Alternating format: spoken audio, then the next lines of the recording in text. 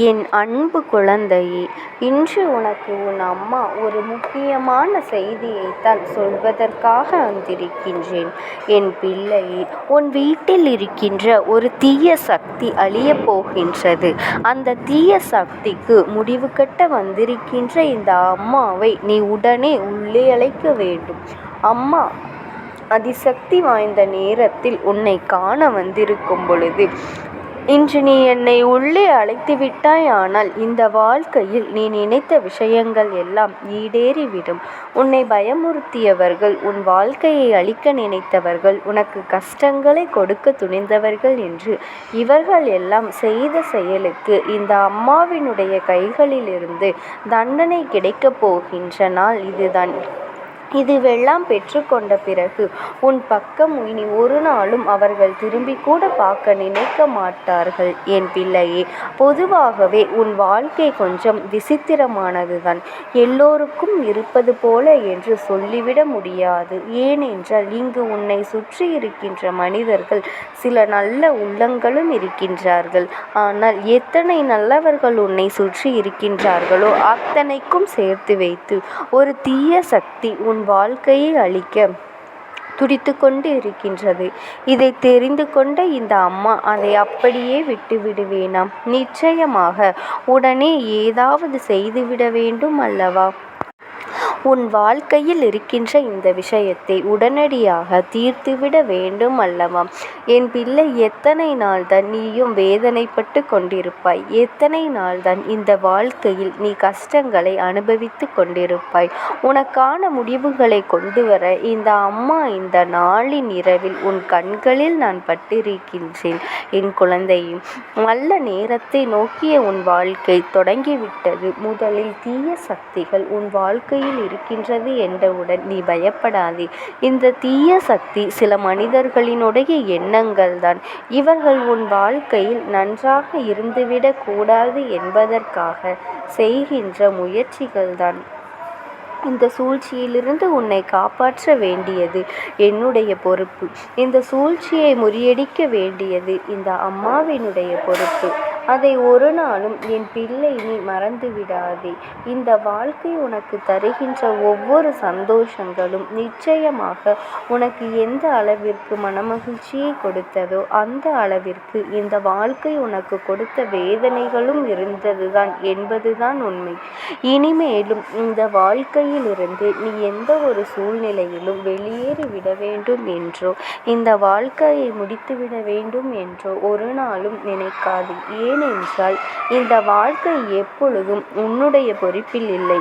உன் அம்மா என்னுடைய பொறுப்பில் இருக்கின்றது.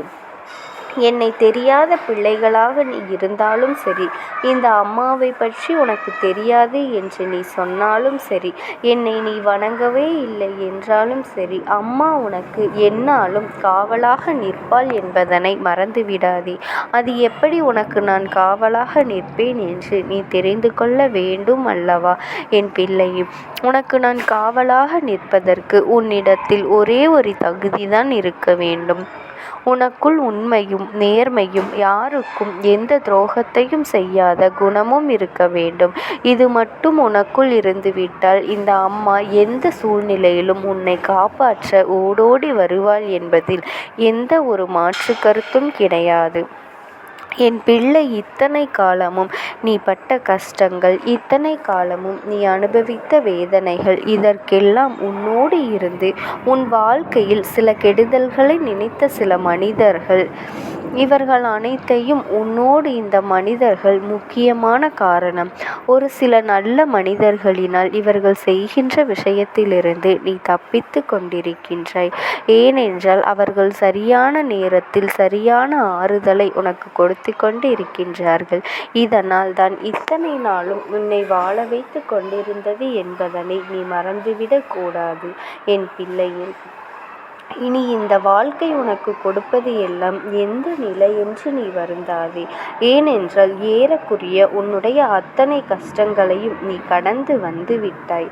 என் தங்கமே, இன்னமும் ஒரு சில விஷயங்கள் மட்டும்தான் உன் வாழ்க்கையில் இருக்கின்றது. அதுவும் நீ என்னுடைய துணை கொண்டு நல்லபடியாக கடந்து வந்து விடுவாய். ஆனால் நீ நிச்சயமாக இந்த வாழ்க்கையை வென்றுவிட முடியும்.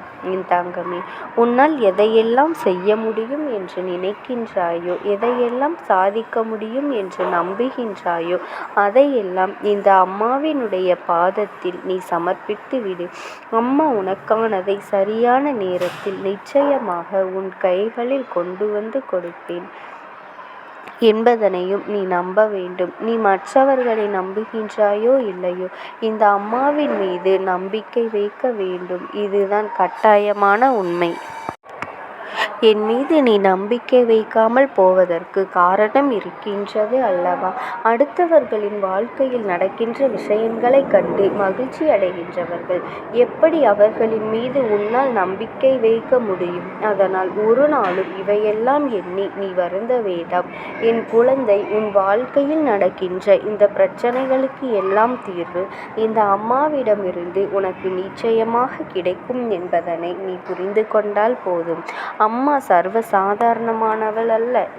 எவ்வளவு எளிதாக வாழ்க்கையை நான் விட்டுவிட மாட்டேன். உனக்கு தீங்கு செய்ய நினைத்தவர்களுக்கு இந்த அம்மாவிடமிருந்து நிச்சயமாக தண்டனை கிடைக்கும்.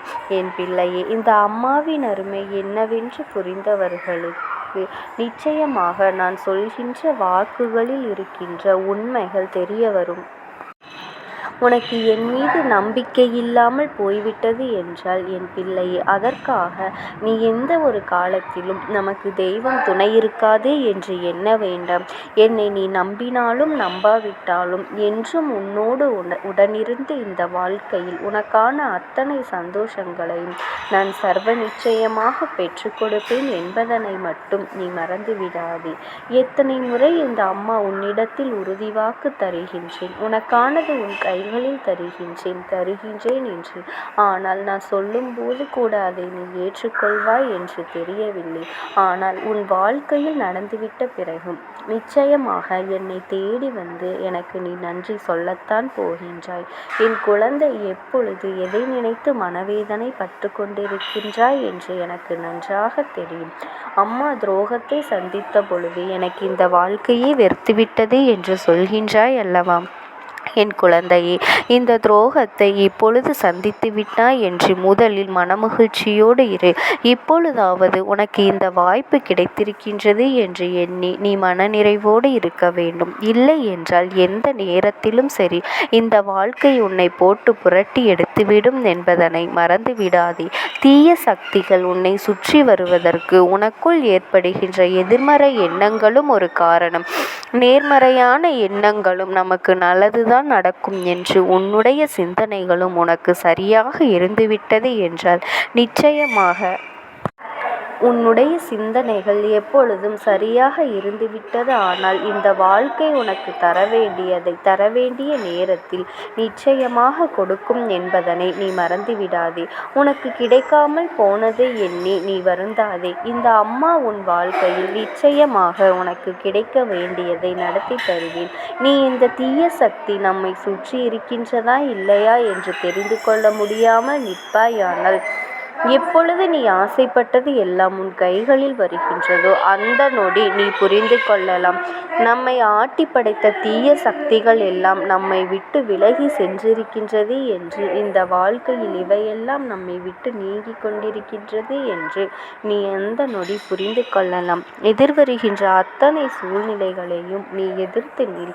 என் அன்பு குழந்தைக்கு இந்த அம்மாவினுடைய அன்பும் ஆசீர்வாதங்களும் எப்பொழுதும் முழுமையாக கிடைக்கும்.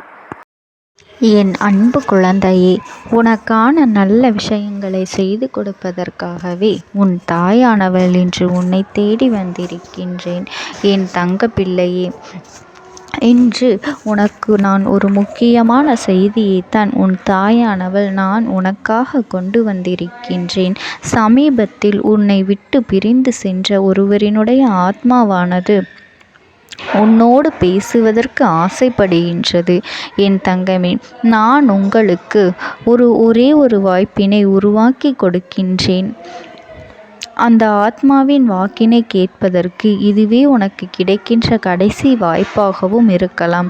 அதனால் என் பிள்ளையே, இந்த வாய்ப்பினை நீ சரியாக பயன்படுத்தி கொண்டு அந்த ஆத்மா உன்னோடு என்ன பேச நினைக்கின்றது, அவர்கள் எதை உன்னிடத்தில் சொல்ல நினைக்கின்றார்கள், வெளிப்படுத்த முயற்சி செய்கின்றார்கள், எதனால் உன்னை தேடி வந்திருக்கின்றார்கள் என்பதனை எல்லாம் நீ தெரிந்து கொள்ள வேண்டும்.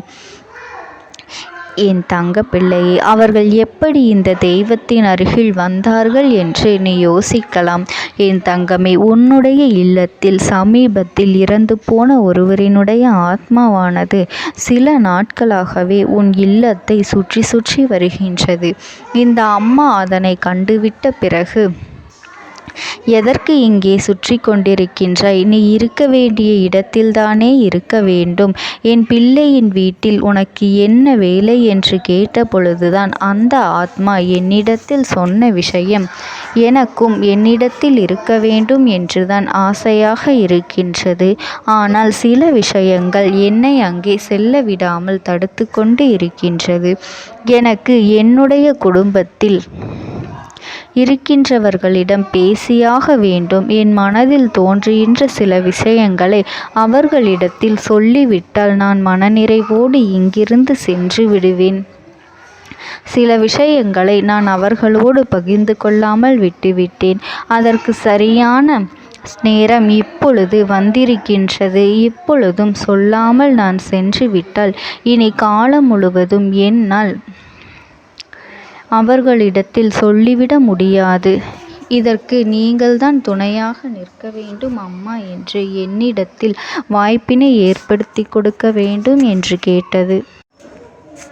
என் தங்க குழந்தையே, இப்படி இருக்கும் பொழுது அவர்களிடத்தில் சொல்லிவிட முடியாது. அந்த வாய்ப்பினை ஏற்படுத்தி கொடுத்து என் வீட்டில் உள்ளவர்களிடம் பேச வைக்க வேண்டும் என்று என்னிடத்தில் கோரிக்கை வைத்தது. என் தங்கமே, இப்படி மனதிலே எந்த கெட்ட எண்ணங்களும் இல்லாமல் உன் குடும்பத்திற்காக பேச வேண்டும் என்று கேட்ட ஆத்மாவிற்கு நான் அந்த வாய்ப்பு வழங்குவது தானே முறையாக இருக்கும். அதனால் இந்த அம்மா அந்த ஆத்மாவிற்கு அந்த வாய்ப்பினை கொடுக்க முடிவுகள் செய்து இப்பொழுது உன்னோடு பேசுவதற்காக வரவழைத்திருக்கின்றேன். என் பிள்ளையே, அந்த ஆத்மாவானது உன்னிடத்திலே என்ன பேசுகின்றார்கள் என்பதனை நான் என் மூலமாக உன்னிடத்தில் பேசி சொல்கின்றேன். இந்த அம்மாவிடத்திலிருந்து தான் அவர்கள் மனதில் பேச நினைப்பதை எல்லாம் பேச முடியும். என் தங்கமே, நேரடியாக ஒரு ஆத்மாவின் குரலை உன்னால் அத்தனை சுலபமாகவெல்லாம் கேட்டுவிட முடியாது. இந்த அம்மா அதற்காகத்தான் இன்று இந்த உதவியை செய்கின்றேன். என் குடும்பத்தில் இருக்கின்றவர்களிடம் பேச வந்திருக்கின்றேன். உங்கள் எல்லோரையும் நான் இனி காணவே முடியாது என்பதனை நான் உணர்ந்து கொண்டேன். என் வாழ்க்கையில் நிறைவாக இருந்து என்னால் உங்களுக்கு கஷ்டங்கள் வந்தாலும் உங்களால் எனக்கு எந்த கஷ்டங்களும் இதுநாள் வரையிலும் வந்தது கிடையாது. நான் நினைத்தது போல இந்த வாழ்க்கையை அத்தனை சந்தோஷமாக வாழ்ந்து கொண்டுதான் இருந்தேன். என் குடும்பத்தில் இருக்கின்றவர்களிடம் பேச வந்திருக்கின்றேன். உங்கள் எல்லோரையும் இனி நான் காணவே முடியாது என்பதனை நான் உணர்ந்து கொண்டேன். உங்களோடு இருந்த இந்த காலகட்டம் குறைவாக இருந்தாலும் எனக்கு கிடைத்த சந்தோஷங்களும் மகிழ்ச்சியும் ஏராளமாக இருந்தது. அதனால் எனக்கு எந்த ஒரு கவலையும் இதுவரையில் இருந்ததே கிடையாது. நான் நினைத்தது போல இந்த வாழ்க்கையை நான் சந்தோஷமாகத்தான் வாழ்ந்து கொண்டு இருந்தேன். ஆனால் இவ்வளவு காலம் எனக்கு சீக்கிரமாக என்னுடைய ஆயுள் முடிந்துவிடும் என்று எனக்கு முன்பே தெரியாது. அது தெரிந்திருந்தால் நிச்சயமாக என் மனதில் இருக்கின்ற அத்தனை விஷயங்களையும் நான் உங்களிடத்தில் சொல்லியிருப்பேன். ஆனால் எல்லோரும் நினைப்பது போலத்தானே நானும் நினைத்திருந்தேன். எனக்கும் இந்த உலகத்தை விட்டு செல்ல வேண்டும் என்ற ஆசை கிடையாது. மற்றவர்கள் சொல்வது போல எதற்காக பிறந்தோம், நாம் ஏன் பிறந்தோம் என்று ஒரு நாளும் நான் நினைத்தது கிடையாது. வாழ வேண்டும் என்றுதான் ஆசைப்பட்டேன். என்னுடைய ஆசைகள் எல்லாம் நிராசையாகும்படி இந்த உலகத்தில் விட்டு செல்ல வேண்டிய காலகட்டம் கட்டாயம் வந்துவிட்டது. என்னுடைய கடமை இங்கே சரியாக முடிவதற்கு வந்துவிட்டது. இன்று நான் உங்களோடு பேச வந்ததற்கு முக்கியமான காரணம், சில விஷயங்களை எல்லாம் உங்களோடு சொல்லாமல் விட்டுவிட்டேன். எப்படி நடக்கும் என்று தெரியாமல் நான் சில விஷயங்களை செய்தும் முடித்துவிட்டேன். அதற்காக உங்களிடத்தில் நான் மன்னிப்பு கேட்டுக்கொள்கின்றேன். இதை உங்களிடத்தில் பகிர்ந்து கொள்ள வேண்டும் என்றுதான் இன்று நான் வந்திருக்கின்றேன். உங்களை நான் மனதார வணங்குகின்றேன். இந்த வாய்ப்பினை நான் சரியாக பயன்படுத்தி கொள்ள விரும்புகின்றேன். அதனால்தான் என் மனதில் இருக்கின்ற விஷயங்கள் எல்லாம் நான் சொல்லிவிடுகின்றேன். சிறிது நேரம் அமைதியாக அமர்ந்து என்னுடைய வார்த்தைகளை கேட்டாலே போதும். என்னுடைய அன்பினை புரிந்து கொண்டு அதுவே எனக்கு போதும். நான் நிச்சயமாக இங்கிருந்து நல்லபடியாக சென்று விடுவேன். இன்று உங்களோடு பேச வந்ததற்கு ஒரு முக்கியமான காரணம், நான் சில விஷயங்களை சொல்லாமல் விட்டுவிட்டேன். இப்படி நடக்கும் என்று எனக்கு ஒரு நாளும் தெரியாமல் சில விஷயங்களை செய்துவிட்டேன்.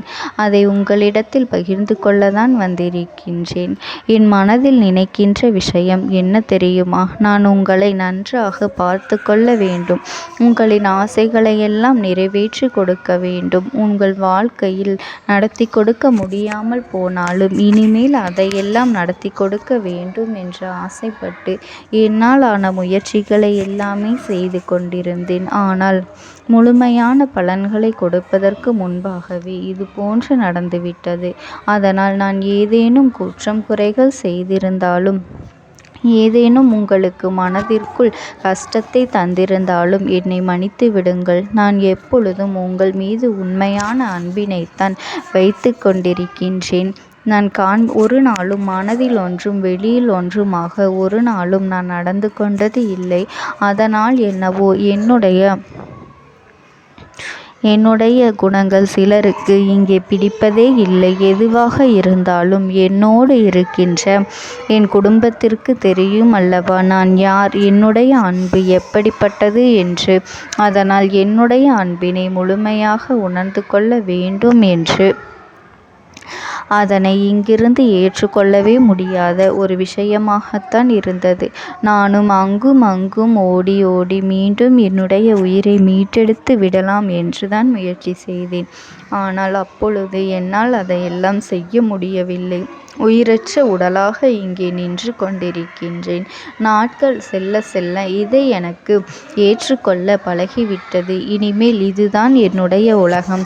மீண்டும் அங்கே செல்ல முடியாது என்பதனை நான் புரிந்து கொண்டேன். செல்ல முடியாவிட்டாலும் ஆத்மா என்று ஆன பிறகு என்னுடைய உலகத்தில் இருந்தால்தான் எனக்கு சந்தோஷம். மீண்டும் மனித வாழ்க்கைக்குள் என்னால் நுழைந்துவிட முடியாது. எனக்காக இத்தனை காலமும் அன்போடு பழகி எனக்கு எல்லாம் செய்த உங்களுக்கு நான் சொல்கின்ற விஷயம் ஒன்றுதான். நடந்தது எல்லாம் நடந்துவிட்டது. நடந்த விதையை யாராலும் இனி மாற்ற முடியாது. இனி நான் உங்களோடு இருக்க வேண்டும் என்று நினைத்தால் கூட அது நடக்காது. அதனால் இந்த வாழ்க்கையில் நீங்கள் நல்லபடியாக வாழ்ந்து சந்தோஷமாக இருக்க வேண்டும் என்றுதான் அந்த ஆத்மா மனது வேதனைப்பட்டு உன்னோடு பேசுகின்றது. என் தங்க குழந்தையே, யார் உன்னை விட்டு சென்றாலும் இந்த தாயானவளினுடைய அன்பும் ஆசீர்வாதங்களும் உனக்கு என்றென்றைக்குமே முழுமையாக கிடைத்து கொண்டே இருக்கும். அதனால் நீ எதை நினைத்தும் கவலைப்படாதே. உனக்காக எப்பொழுதும் நான் இருந்து கொண்டே இருப்பேன். ஓம் சக்தி. ஓம் ஆதிபரா சக்தி. முழுமையாக கேட்டுவிட்டால் நிச்சயமாக என் பிள்ளை நீ மனமகிழ்ச்சி அடையத்தான் செய்வாய். உன்னுடைய மனதிற்குள் இருக்கின்ற ஒவ்வொரு எண்ணங்களும் இன்று இந்த அம்மாவினுடைய பார்வைக்கு தெரிய வந்து விட்டது. நான் உன்னுடைய பிரச்சனை என்னவென்று தெரிந்து கொண்டேன். என் பிள்ளை நீ என்னை பார்க்கும் பொழுதே உன் மனதில் ஓடுகின்ற அத்தனை விஷயங்களும் எனக்கு தெரிய வந்துவிடும். அதை இப்பொழுது என் பிள்ளை நீ சரியாக செய்துவிட்டாய். ஆனால் இந்த அம்மாவினை கண்டு கண்கலங்கி நின்றாய் அல்லவா? அம்மா உன்னைத்தானே எல்லாமுமாக நம்பியிருக்கின்றேன். அப்படி இருக்கும் பொழுது இன்று எனக்கு இந்த கஷ்டத்திலிருந்து நீ விடுதலை கொடுக்க மாட்டாயா என்று என் பிள்ளை நீ என்னை பார்த்து கேட்கின்ற விஷயத்திற்குத்தான் நான் முடிவினை கட்டப் போகின்றேன். இன்னமும் சுருக்கமாக உனக்கு சொல்ல வேண்டும் என்றால் உன்னுடைய பிடிவாதம் இந்த அம்மாவினிடத்தில் ஜெயித்து விட்டது என்பதுதான் உண்மை. என் குழந்தைக்கு எந்த ஒரு விஷயம் வேண்டும் என்று அடம்பிடித்து இத்தனை காலமும் நீ நின்று கொண்டிருந்தாயோ அந்த ஒரு விஷயத்திலிருந்து உன் அம்மா நான் உனக்கு விடுதலையை கொடுக்க வேண்டும் என்று என் முன்னால் கதறி அழுதாயோ அந்த விஷயத்தை இன்று உனக்கு நான் முடித்து வைக்கின்றேன். என் பிள்ளையே, சுற்றி இருக்கின்ற உறவுகளையெல்லாம் நம்புவதை விட்டுவிட்டு சற்று விலகி நிற்பதுதான் எல்லோருக்குமே நல்லது. ஏனென்றால் யாருடைய குணம் எப்பொழுது எப்படி மாறும் என்று யாராலும் கணித்துவிட முடியாது. ஒருவரிடத்தில் நல்லபடியாக பேசிக்கொண்டு வந்திருப்பாய். ஆனால் அவர்கள் மனதிற்குள் என்ன இருக்கின்றது என்று உன்னால் ஒரு பொழுதும் தெரிந்து கொள்ள முடியாது. அவர்களுக்குள் 1000 விஷயங்கள் ஓடும். உனக்கு செய்து தருவேன் என்று வாக்குறுதியை கொடுப்பார்கள். ஆனால் அதன் பிறகு பார்த்தாயானால் ஒரு நிமிடம் கூட யோசிக்காமல் சற்றென்று இவர்களுக்கு முடியாது என்று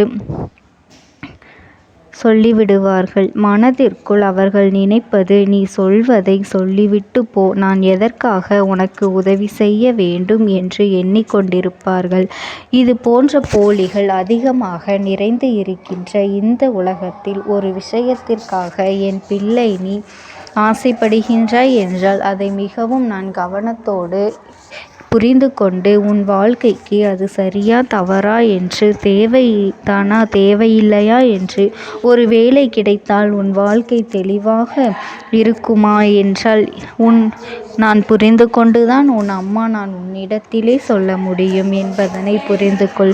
உனக்கு எத்தனை கால தாமதங்கள் ஆகியது என்பதனை அதனை புரிந்து கொள்ள அதை உன்னிடத்தில் ஒப்படைக்க வந்ததற்கு காரணம் பல அதிசக்தி வாய்ந்த பூஜைகளாலும் தெய்வங்களை நீ தொடர்ந்து வணங்கி கொண்டிருப்பதாலும் மட்டும்தான் உன் வேண்டுதல்கள் உச்சத்தை தொட்டுவிட்டது. தெய்வத்தின் மனதை நீ தொட்டுவிட்டாய். இனிமேல் உன்னிடத்திலிருந்து தெய்வத்தினால் தப்பிக்க முடியாது. நிச்சயமாக இனிமேல் இதனை நீ கொடுத்துதான் ஆக வேண்டும்.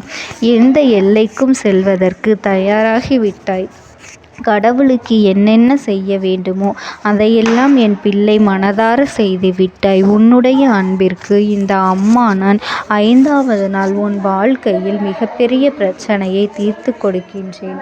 அம்மாவினை நம்பினால் உனக்கு சத்தியம். என்னை நீ நம்பவில்லை என்றால் இந்த அம்மாவினால் நிச்சயமாக எந்த விஷயத்திலும் இதற்கு பொறுப்பாக முடியாது. உனக்கு நடப்பதை கூட நீ உணராமல் இருந்துவிட்டு நிச்சயமாக உன்னுடைய மனநிலையில் தான் மாற்றங்களை கொண்டு வர வேண்டும். இதனை புரிந்து கொள். ஒரு முறை அல்ல பல முறை இதை நான் சொல்லியிருக்கின்றேன். வாழ்க்கையில் தெய்வத்தினுடைய சக்தி வந்துவிட்டது என்றால் உனக்கு பல நல்ல விஷயங்கள் செய்வதற்கு முயற்சிகளையும் செய்து கொடுத்தது. ஆனால் என் பிள்ளை நீ உன் மனதிற்குள் வைத்திருக்கின்ற தேவையற்ற எண்ணங்களால் அதை தொலைத்து விட்டாய். ஒரு பொழுதும் நீ